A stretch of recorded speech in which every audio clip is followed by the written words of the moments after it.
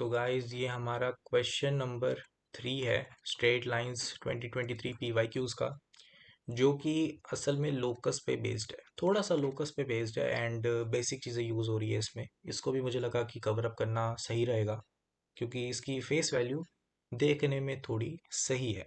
ठीक है, तो हमें बोला है कि आर एक रेक्टेंगल है जो कि इन लाइन से बनता है। ए हमारा एक पॉइंट है जो कि ये है alpha comma zero, and B point है 0 कॉमा बीटा। अल्फा और बीटा की रेंज गिवन है। B such that the line segment AB divides the area of the rectangle R in the ratio 4:1, then the midpoint of AB lies on which path। ठीक है, path find out करना है कि कैसा path होगा। तो देखो, बहुत ही डिसेंट और स्ट्रेट फॉरवर्ड सा सवाल है। तो यहाँ पे मैं कोऑर्डिनेट एक्सिस बना देता हूँ। तो कोऑर्डिनेट एक्सिस ये मेरा बन गया x, ये मेरा बन गया y। यहाँ पे y एक्सिस जो है वो मेरा x इक्वल टू 0 वाली लाइन है, x एक्सिस जो है वो y इक्वल टू 0 वाली लाइन है, और यहाँ पे x इक्वल टू 2 वाली लाइन जो है ये है मेरी ये वाली line, and y equal to 5 वाली जो लाइन है वो ये वाली लाइन। ठीक, तो ये y इक्वल टू 5 वाली मेरी लाइन है। तो हमें कुल मिला के ये हमारा जो रेक्टेंगल है, ये रेक्टेंगल हमारा कौन सा है? ये हमारा रेक्टेंगल आर है इस क्वेश्चन में। ठीक है, एंड इसके इर्द गिर्द ही बातें हो रही हैं जितनी भी हो रही हैं। ठीक, तो अब हम बात कर लेते हैं आगे क्या बात हो रही है ए और बी पॉइंट्स की।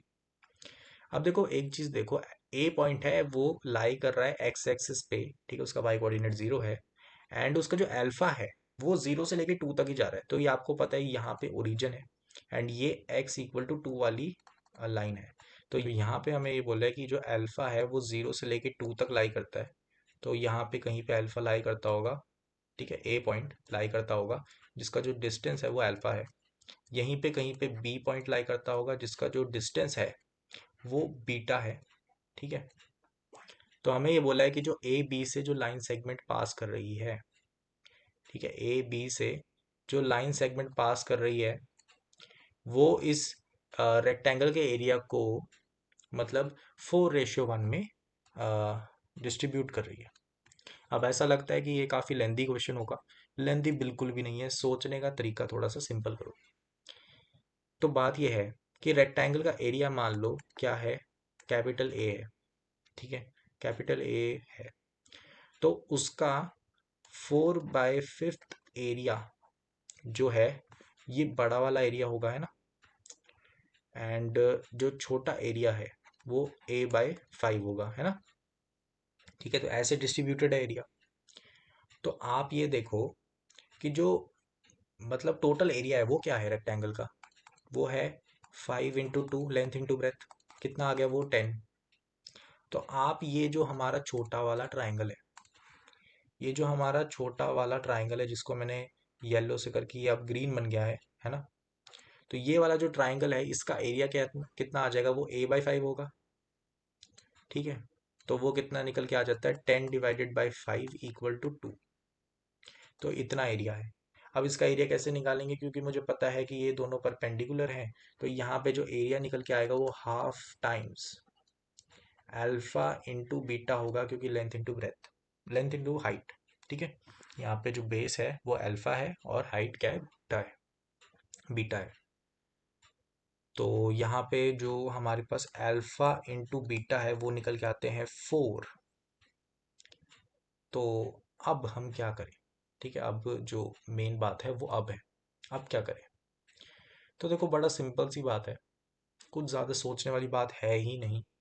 ठीक है, तो करना क्या है, हमें मिड पॉइंट निकालना है ए बी का, ए बी लाइन का, ए बी सेगमेंट का जो मिड पॉइंट होगा वो क्या होगा, ए बी मिड पॉइंट जो इन जनरल होगा वो क्या होगा, alpha divided by 2 plus comma beta divided by 2।